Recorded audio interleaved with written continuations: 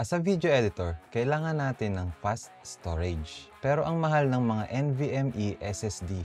Ngayon, susubukan natin ang dalawang budget-friendly na SSD. Itong isa ay Kingston NV2 which is a budget PCIe for NVMe. Ito namang isang XPG 8200 Pro ay PCIe 3 lang. Pero compare natin yung performance ng dalawa na to using Crystal Disk Mark and try din natin yung real-world performance niya sa pag-copy or mag-read and write ng files. Let's go! Para matest natin, buksan lang natin yung Crystal Disk Mark and then piliin natin kung anong drive yung itetest natin. Etong NV2.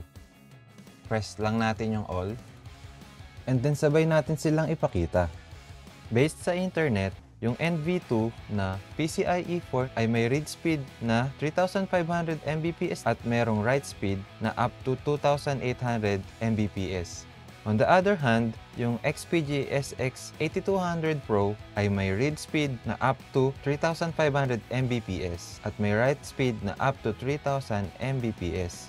Pero kung mapapansin nyo, nalampasan pa ng NV2 yung expected natin na read speed. Pero yung ADATA ay hindi man lang umabot sa 3,000 Mbps. Para sa akin, sa budget na to, okay naman yung NV2 para sa video editing ko. Dalawa nga yung ganito ko.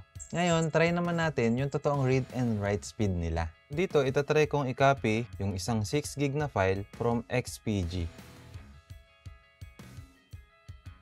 So, 2.53 seconds lang siya. Try naman natin papunta sa kabila.